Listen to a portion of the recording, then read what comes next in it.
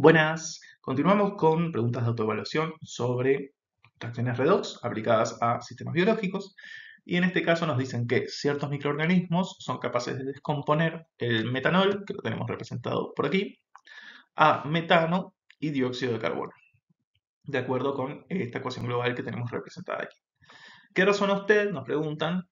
¿Qué ocurre con los átomos de carbono del metanol en esta vía metabólica? Entonces, se reducen solamente, se oxidan solamente, 3 se oxidan por cada uno que se reduce, o 3 se reducen por cada uno que se oxida, que estas dos opciones refieren a que, si se fijan en la estequiometría de la reacción, partimos de 4 metanol, 4 moléculas de metanol, para dar 3 de metano, 1 de dióxido de carbono y 2 de agua. Podría pasar que algunas de estas 4 moléculas se oxidaran, o al menos sus carbonos se oxidaran, y algunas otras se redujeran. Eso es algo que sucede, que una porción de una población de moléculas le sucede una cosa y a otra le sucede otra. Eso es algo bastante común en las vías metabólicas que van a ver más adelante. Entonces, otro repasito rápido, hay uno más detallado en el video anterior de la pregunta 1, pero podemos hacerlo rápidamente acá, repasar qué es este concepto de reacciones redox. Otra vez me voy a hacer chiquito para que lo vean bien. Y las reacciones redox consisten en un pasado de electrones, ¿está?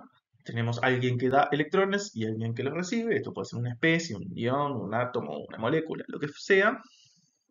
Entonces, esa especie que va a perder los electrones o que los va a ceder, se va a oxidar. La especie que los reciba se va a reducir. Y este par oxidación-reducción es indisoluble. O sea, siempre vamos a tener una oxidación concomitante ocurriendo al mismo tiempo que una reducción. ¿Por qué? Porque los electrones no van a andar bollando sueltos por ahí. Entonces, siempre vamos a hablar de un par redox o una reacción de oxido-reducción o una reacción redox, ¿no? A cada una de estas mitades de la reacción se le llama semi-reacción, o sea, tenemos una oxidación, eso es una semi-reacción, y una reducción, que también es otra semi-reacción. Como atajo mental para caracterizar un poco estas reacciones y un poco para predecir qué es lo que le puede pasar a una molécula, usamos el concepto de estado de oxidación, que es un concepto que se generó un poco en el contexto de la química inorgánica, pero nosotros lo aplicamos a la química orgánica y a las moléculas de la vida, eh, lo cual implica algunas arbitrariedades. ¿Tá? ¿Cómo es que aplicamos esto, por ejemplo, a un átomo de carbono que nos interese? Bueno, el estado de oxidación se va a definir según los enlaces que tenga ese átomo de carbono. Por cada enlace que tenga con un átomo más electronegativo que él, le vamos a asignar un +1, por ejemplo, lo que le pasa a este carbono con respecto a este oxígeno. Y por cada enlace que tenga con átomos menos electronegativos que él, le vamos a asignar un -1. ¿Tá? Esto parte de asumir que ese enlace es como iónico, entre comillas, o sea que hay alguien que se lleva todos los electrones del enlace y hay alguien que se queda sin nada, aunque esto no es verdad. ¿Tá? Muy bien, entonces, observando esto y bichando los enlaces, nosotros podemos asignarle estados de oxidación a cada uno de los átomos de la molécula. En este caso nos interesa el carbono y vemos que para cada una de estas moléculas que tenemos aquí, le podemos asignar estados de oxidación. Cuanto más alto sea el estado de oxidación, más oxidado estará ese átomo o esa molécula. Cuanto más bajo sea el estado de oxidación, o sea, más negativo, más reducida estará ese átomo o esa molécula, es decir, será más rico en electrones, etc. Un detallecito acá, que es que las cargas también juegan, como vimos en el ejemplo de la pregunta anterior. Entonces, las cargas negativas asignan un -1 de estado de oxidación, y las cargas positivas, por cada una de ellas, un +1 en el estado de oxidación. Muy bien, volviendo a nuestra reacción, ustedes con práctica van a poder ver más o menos intuitivamente qué es lo que le pasa a una molécula o un átomo en función de cómo cambia. Eso requiere práctica y requiere interiorizar algunas reglas, por ejemplo, como que el oxígeno en general oxida, de su nombre, el hidrógeno en general reduce, es decir, hidrogenar una molécula en general implica reducirla, pero eso tiene sus riesgos, pensarlo así. Entonces, lo más seguro, sobre todo cuando uno está aprendiendo a caracterizar estas reacciones, es, bueno, asignar uno por uno los estados de oxidación de una molécula o del átomo que a uno les interese, bichando con un poco de detalle los enlaces. ¿No? Entonces, en general, conviene usar este tipo de representaciones. En este caso, yo, bueno, este metanol, que está escrito así, lo escribo así para darme cuenta bien cuáles son los enlaces.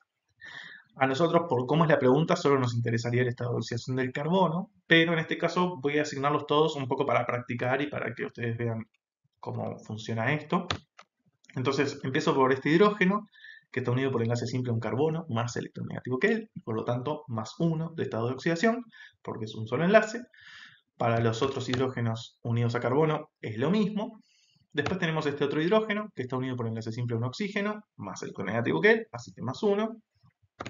El oxígeno tiene un estado de oxidación menos 2, en este caso, porque está unido a un hidrógeno por enlace simple y a un carbono. Ambos son menos electronegativos que él, así que le damos un menos 2 al oxígeno.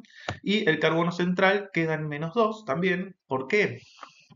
Bueno, porque le gana a cada uno de los hidrógenos, así que por acá saca menos 3, pero pierde en electronegatividad con el oxígeno. Esto le suma 1, así que menos 3 más 1, menos 2. El estado de oxidación de este carbono en el metanol, perdón, es menos 2.